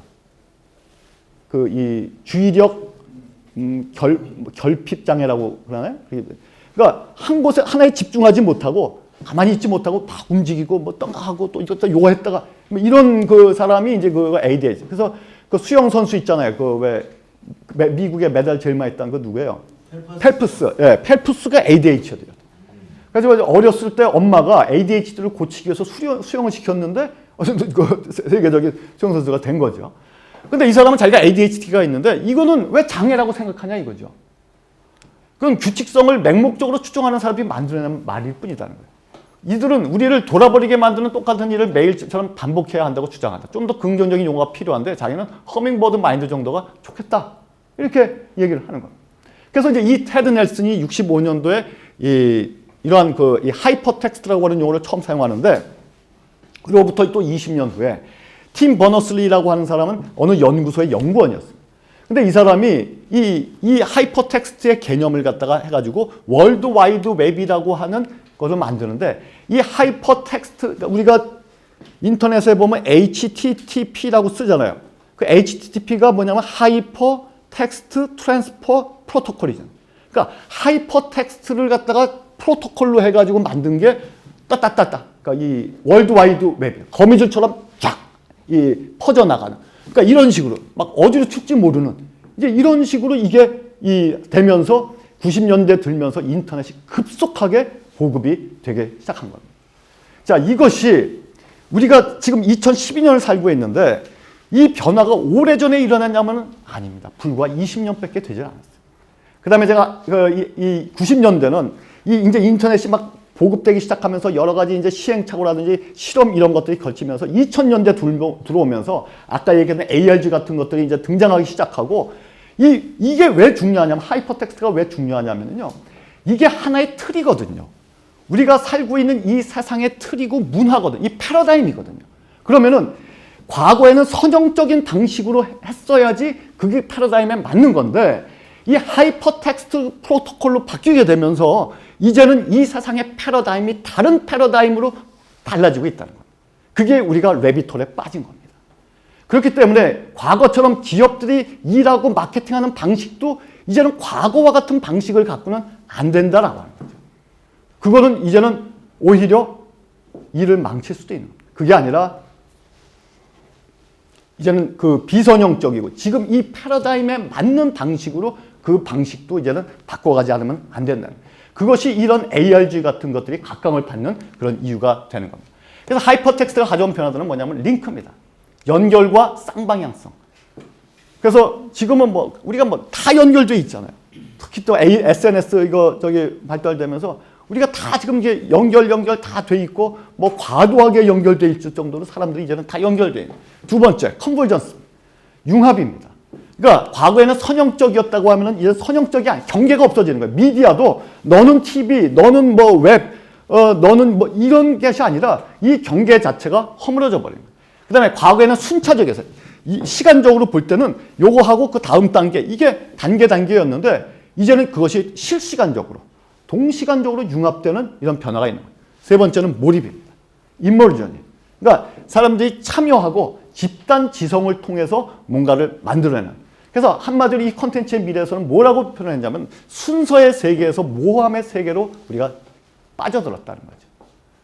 과거에는 순차적이고 선형적인 이러한 것이 패러다임이었다고 한다면 이제는 이게 어디로 튈지 모르고 다 연결이 돼 있고 비선형적으로 움직이고 실시간적으로 움직이는 이제 이런 식으로 모함의 세계로 우리가 빠져들어요. 그렇기 때문에 우리의 사고방식이나 우리가 일하는 방식이나 이런 것들을 여기에 맞도록 우리가 이걸 바꿔가야지 그렇지 않고서는 시대에 부족한 셈이 되고 저는 이 변화가 앞으로 몇 년 사이에 아주 더 급격하게 가속도가 붙으리라고 생각합니다. 우리가 이런 생각의 전환이 필요한 것이죠. 그래서 이 하이퍼텍스트 이후에 90년대, 2000년대, 지금 20년을 통해서 그런 변화들이 일어났고요. 광고 미디어도 이렇게 진화했습니다. 과거에 전통적인 미디어 하면 TV, 신문, 라디오, TV, 라디오, 신문, 잡지 이걸 4대 매체라고 그랬죠. 5개 광고, 교통 광고, 메일, 전화 이런 것들이 전통적인 미디어. 주로 이런 것들을 통해서 기업이 고객들한테 일방향적으로 쏴주고 브랜드 이미지 만들고 우리 이렇게 좋아요. 이런 식이었다고 한다면은 이런 것들이 이제 90년대 들면서 인터넷이 발달되게 되면서 뉴 미디어들이 많이 나타나기 시작합니다.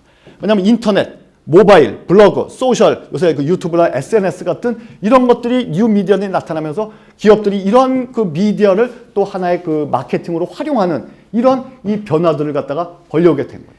이제는 그게 아니라 자 보세요. 전통 미디어 광고나 뉴 미디어 광고나 기업들이 대부분의 뉴 미디어를 쓰는 방법도 기존의 전통 미디어를 활용하는 방법에서 크게 벗어나지 못합니다. 그 방식에서. 그래서 이 전통 미디어나 뉴 미디어가 이제는 점점 진화를 하기 시작합니다. 어떻게 진화를 하느냐? 제가 X축, Y축을 만들어놨는데 이 X축은 뭐냐 하면은 프로그레시브, 그러니까 순차적이었다는 거죠. 전통 미디어나 뉴 미디어 이게 다 순차적으로 가다가 리얼타임 위키, 실시간적으로 사람들의 집단지성을 활용하는 쪽으로 광고나 이 마케팅이 진화가 일어나고 있는 거예요. 또 한 축은 Y축은 과거에는 인 미디어 플랫폼, 그 미디어 플랫폼에서 거기에다가 컨텐츠를 실어가지고 그걸 갖다가 사람들한테 보내는 그런 식이었다고 한다면 이제는 어느 쪽으로 방향이 가고 있냐면 트랜스미디어. 미디어의 경계가 허물어지면서 미디어를 넘나드는 이런 트랜스미디어 추세로 가고 있는 겁니다. 그래서 시간적으로 보면은 순차적인 시간 구조로 보면 순차적인 단계에서 리얼타임으로 공간적인 구조에서 보면은 이 경계선 안에서 경계선을 넘나드는 트랜스미디어 쪽으로 이렇게 광고가 진화를 하고 있는 거죠. 그래서 과거 20년 동안 이런 그 노력들이 있었습니다. 뭐냐면은 어떻게 이쪽으로 그 그러니까 순차적이 아니라 그러니까 일방향적이고 이렇게 순차적인 이런 것이 아니라 리얼타임으로 갈 수 있을까? 그래가지고 인터랙티브 광고, 쌍방향 광고. 제가 오늘 사실 이 뒤에 뭐 쌍방향 광고 이런 걸 좀 제가 준비하는데 시간이 하다 보니까 되게 금방 가네요. 그래서 그건 나중에 또 뭐 기회가 있으면은 제가 한번 그러니까 인터랙티브한 서로 사람들이 쌍방향 쪽으로 그러니까 시청자들이 단순히 이게 보는 것만이 아니라 내가 거기에 반응을 보이고 또 참여하고 이런 쪽으로 가는 것이 하나의 축이죠.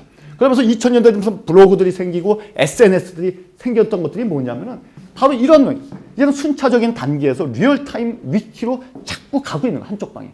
그다음에 또 한쪽 방향은 어디로 가고 있냐면은 브랜디드 콘텐츠로 가고 있는. 이것도 제가 좀 오늘 설명하려는데 이 브랜디드 콘텐츠라고 하는 것은 뭐냐면 콘텐츠와 미디어의 경계가 허물어지는 겁니다. 그래서 이 브랜디드라고 그 브랜드가 녹아져 들어가 있는 콘텐츠를 얘기하는 거죠. 그게 트랜스미디어의 개념으로 이제 이쪽으로 또 진화해요. 그래서 그런 것들이 어디로 가고 있냐면 지금 이런 ARG, 그러니까 이게 대체 현실 게임과 같은 이러한 형태로 이 광고나 마케팅이 지금 진화하고 있는 그런 과정 속에 있는 것이죠.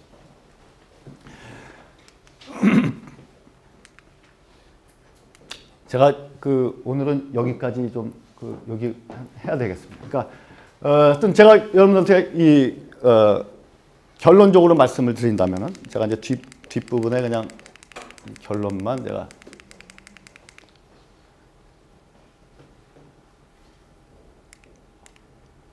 자, 지금까지 광고는 제가 5분 내로 끝낼게요. 광고는 지금까지 광고 전략은 뭐냐면 맨 처음에 USP 이 광고로 산업이 만들어지고 가장 했던 것이 USP가 겁니다. USP라고 하는 것은 Unique Selling Proposition인데요. 그러니까 우리 제품의 가장 유니크한 점을 고객들한테 제안해야 된다는 거죠.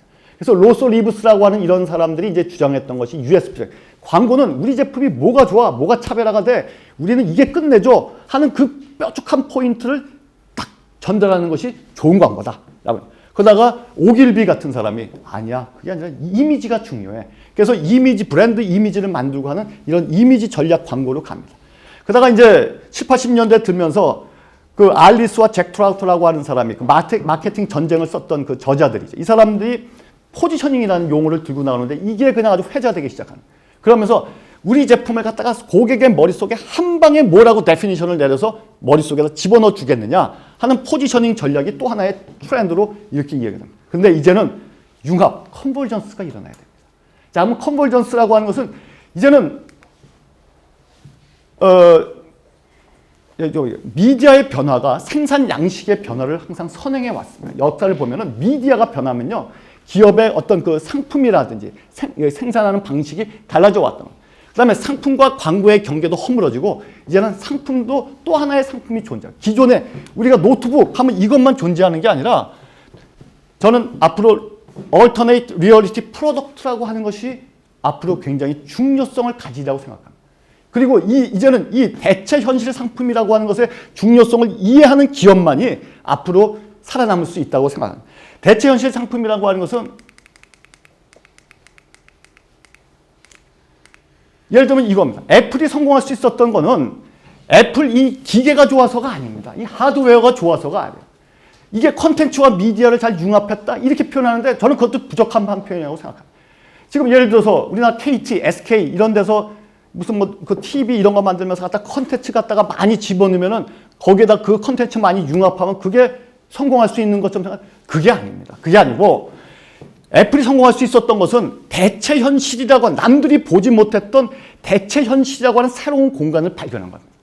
그래서 이걸 잘 만드는 게 기계를 잘 만드는 이 사람은 그 스티브 잡스가 무슨 얘기예요? 우리는 디바이스를 만든 게 아니다. 우리는 미디어를 만들었다는 거죠. 그리고 이 기계를 가지고 사람들이 어떤 기계를 만들까 우리 그걸 고민한 게 아니라 이걸 갖고 뭘 할 수 있을까 사람들이 그걸 고민해서 자기네들 그래서 아이튠즈라든지 앱스토어 같은 이런 대체 현실을 디자인합니다. 그 아바타 영화 있잖아요. 아바타 영화 제임스 누구죠? 카메론 감독이 아바타 하는데 이 아바타 영화를 만들면서 그게 판도라라고 하는 그 세상 이름이 판도라잖아요. 그 판도라 그 공간을 거기에 언어학자들을 불러다가 판도라 언어도 만들었대요. 그 다음에 생태계를 연구했대요. 생태계 연구에서 판도라 거기에 맞는 나무, 거기에 그 영화에 나오는 나무라든지 무슨 새라든지 왜 이런 것들이 그냥 있는 게 아닌 거예요. 생태학자들을 갖다가 연구를 해가지고 이런 어떤 뭐 기후나 뭐 이런 거면은 어떤 생태계가 되겠는지 그걸 연구해요. 그 다음에 그 판도라 언어도 있고요. 자, 이게 뭐냐면은 단순히 갖다가 여다가 집어넣는다고 중요한 게 아니라 이 생태계를 만들어야 되는 거죠. 그리고 이 생태계를 디자인하고 정교하게 디자인하고 그것이 이 아이튠즈나 앱스토어가 성공할 수 있었던 비결이 되었다. 또 하나는 고객의 애플의 매니아들 많잖아요. 고객의 몰입도. 그래서 이 책에서도 이 The Art of Immersion, 그러니까 몰입의 기술, 어떻게 사람들을 몰입하게 만들 것인가 하는 것인데 바로 이 제가 생각하기에는 이 애플도 얼마 전에 뭐 1,000억 달러 그 기업 가치다 페이스북 지금 8억 명의 그 인구를 가지고 있는 인구 대국이죠. 세계 3대 대국이 페이스북인데 이 페이스북이 그거는 뭐냐면 대체 현실 상품입니다. 그게 하나의 플랫폼이죠. 그 안에는 그 안에 문화가 있고 거기에 언어가 있고 규칙이 있고 그걸 갖다가 정교하게 그런 장치들을 만들어놓은 그런 대체 현실 상품을 앞으로 우리나라 기업들도 빨리 그런 쪽으로 눈을 뜨고 그런 실제 이 제품을 어떻게 잘 만들까 휴대폰 기능 어떻게 좋게 만들까? 이런 이 하드웨어적인 거기에 시야를 주지 말고 이제는 대체 현실도 또 하나의 상품이고 앞으로는 그것이 앞으로 위닝샷이 될 수 있다. 아이폰이 갤럭시보다 좋습니까? 기계가? 그렇지 않잖아요. 바로 앞으로 중요한 것은 거기에 있다라고 하는 겁니다. 그래서 공장 안 시야가 아니라 탄저블 프로덕트만 보지 말고 얼터네이트 리얼리티 프로덕트를 갖다가 그걸 통찰하시고 그걸 상품화하는 그런 노력들이 필요하다. 결론적으로는 그겁니다. 컨버전스라고 하는 거. 이제 지금 융합이라고 하는 것이 굉장히 키워드가 되어 있고 대세가 되어 있는데 두 가지 포인트. 하나는 트랜스미디어. 넘나드셔라. 경계를 허무셔라. 공간적으로 한 공간에 있는 게 아니라 자꾸 경계를 허무셔라는 거. 두 번째는 리얼타임. 시간 구조를 볼 때는 리얼타임 위키입니다. 실시간적으로 집단지성을 활용하는 이러한 이 어떤 마케팅의 방향, 그 다음에 컨텐츠도 그런 방향성의 상품, 컨텐츠도 상품이기 때문에 그런 쪽으로 가셔야지. 그렇지 않고 과거와 같은 그런 20년 전에 우리가 레빗홀에 빠지기 전에 그러한 패러다임에서 못 벗어난다면은 앞으로 이 새로운 이 원더랜드, 이상한 나라가 점점 이상해질 수밖에 없다는 거죠. 그래서 결론적으로 오늘 말씀드리고 싶은 것은 바로 이 책에서도 얘기하고 있는 것이 결론을 내리자면 바로 이것입니다. 트랜스미디어 스토리텔링을 해라. 그 다음에 실시간적으로 집단지성을 사람들을 몰입하게 만들어라. 그것이 바로 앞으로 새로운 이 어떤 트렌드, 모든 것에 이 마케팅도 그렇고 콘텐츠도 그렇고 미디어도 그렇고 모든 것의 트렌드가 그런 식으로 진화하고 있다는 것이죠. 오늘 마치겠습니다. 감사합니다.